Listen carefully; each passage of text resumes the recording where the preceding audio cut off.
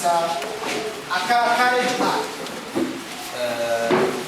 Leo hapo kichwa head ni ujasiri kwa moyo. So I'm going to be talking about how as Christians we can act with courage. Tunakuongea sisi kama Wakristo Because we know that as Christians every day we are battling. kama sisi Wakristo kila siku na kuongoza vita. We are fighting against the power of darkness. Tunapigana kinyume cha giza yani uovu. Now we are going against the leader of darkness and who is Satan. Tunaenda kinyume cha uongozi wa uovu. And if we are not courage enough, we may fail. Na kama tuna ujasiri sana tunaweza anguka. We need to be courage. Tunastahili kuwa na ujasiri. We need to have courage. Tunastahili kuwa na ujasiri. Because as Christians sometimes we are called to stand in time of trouble.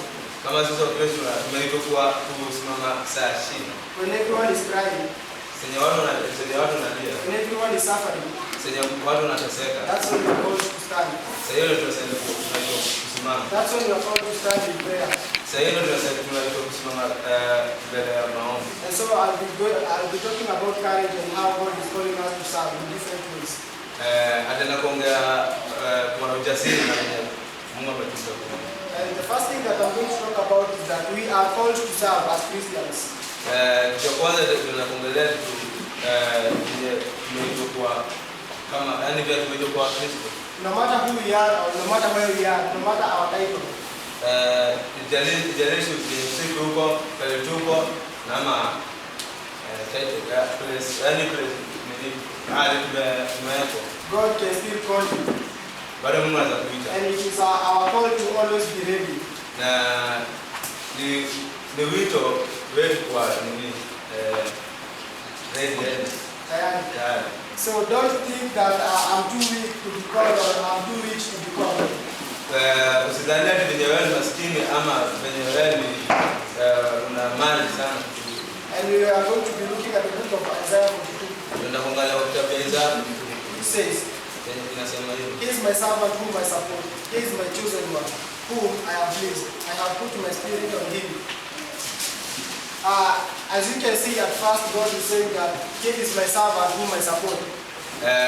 Kama ukiona hapo Mungu anasema huyu ni mtumishi wangu mwenye na msaidia. When God calls you to serve Him, sasa Mungu anakuita when God calls you to work for Him, sasa ama sasa Mungu anakutumikia kumsaidia. As the book of Isaiah says that He will support you. Kwa kitabu cha Isaya anasema atakusaidia. That is a promise that He is giving us. Hiyo ni ahadi yenye ametupatia sisi. Since He has called us to serve Him, He is promising us that He will support us in any way. Kwa venye He has called us to serve Him, so He has promised to support us in any way. Ametuita kumtumikia, so atatusaidia vyovyote tunafanya. Since you are a servant of God, kwa venye wewe ni mtumishi wa Mungu, I know you will have different kind of troubles. Tunajua utakuwa na shida tofauti. But also you should remember that God is promising to support you. Bali mmoja anastahili kumkarimu Mungu ametuahidi. So every time you have any kind of trouble, you should be turning to God. Sasa yote una shida unastahili kumwangalia Mungu. You should be asking Him to help you through it. Unastahili kumuuliza akusaidie katika hiyo. Because He's a great God and He has called you to serve Him and He has promised to support you. Kwa jina mtu mkubwa, kwa jina Mungu ni mkubwa na ametuita na atakusaidia. And the second thing that the book of Isaiah 42 verse 1 is saying, kitabu cha Isaya 42 katika mstari wa kwanza. He has chosen you.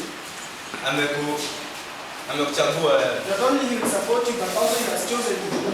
Sasa kwa vile anakusaidia lakini bado amekuchagua.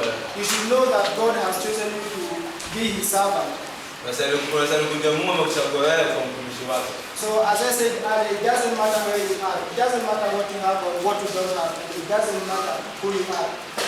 Haijalishi pale uko ama pale ama kitu uko nayo ama pale uko sasa. You should know that God can still choose you. unastahili kujua Mungu bado anakuchagua wewe. An example is that of Jonah. Kwa mfano ni Jonah. Jonah was chosen by God. Jonah alikuwa amechaguliwa na Mungu. He was told to go to Nineveh to preach to the people. Alikuwa Nineveh kuhubiri watu. But instead of Jonah doing that, he changed his mind and refused what God had asked him to do. Lakini badala ya Jonah kufanya kitu ametumwa na Mungu, lakini akakimbilia. And instead of going where he was sent, he turned to another direction. He went to some other places. Badala ya kwenda pale kumetumwa, alichange njia nyingine na kwenda. In his mind, he didn't know that God is a big God. Kwa kijana wa Mungu. God sees everything above and everything here. Mungu anaona kila kitu na kila kitu kwa hiyo. So there's no way you can run from God. Hakuna vile unaweza kukimbia kwa. If He chooses you, it will be you. Kama amechagua ile itakuwa tu. You cannot run away from God. Unaweza kimbia kwa nini? Jonah tries to run from God, but also God comes and gets him. Jonah anakimbia lakini bado Mungu anampata. So you as a Christian, if you are chosen by God, hakika Mkristo kama tumechaguliwa na Mungu, don't try to run. Usijaribu kukimbia. Don't try to say no. Usijaribu kusema hapana. Because if God chooses you, it's you. Kama Mungu amechagua wewe kwa wewe. And the other thing that God is, the third thing is, he's saying here is that He is pleased to have you. Kama Abara anasemaje, bado anafurahisha kuwa naye. Yeah, he is saying that He is very pleased to have you. Yaani amefurahisha kuwa na wewe sana. You should boast. Tunastahili kujigamba. Knowing that the most powerful, the most amazing God is pleased to have you. Kwa kujua mtu mwenye na nguvu na mwenye wa maajabu sana ni kuwa na kujua. You should be happy knowing that God, whenever He sees you, He is pleased to know you and to see you. Tunastahili kujua Mungu anakuona, yani anasikia kuna furaha sana na kuwa na wewe. It feels so great. If you, let's say for example, our president, maybe Kibaki, maybe now knows you by your name. Bali tuseme kama Kibaki anakujua wewe kwa jina lako. You'd be very happy. Utakuwa na furaha sana. You'd be going around posting to people, telling them that Kibaki knows you and he knows where you are and he is your friend.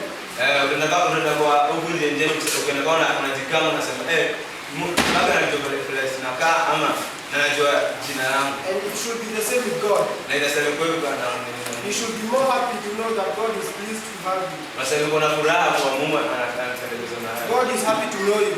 Mungu anafurahi kujua wewe. So as Christians we should always have joy in our hearts to know that God loves us and He is pleased to have us. Na kama sisi Wakristo tunastahili kuwa na furaha sana kwa Mungu amependezwa na sisi na ako na sisi. And in that same passage He said, na kwa hiyo tu ni kata Juni inasema hivi. He's saying that He has His Spirit in you. Anasema kuna Roho Mtakatifu kwako.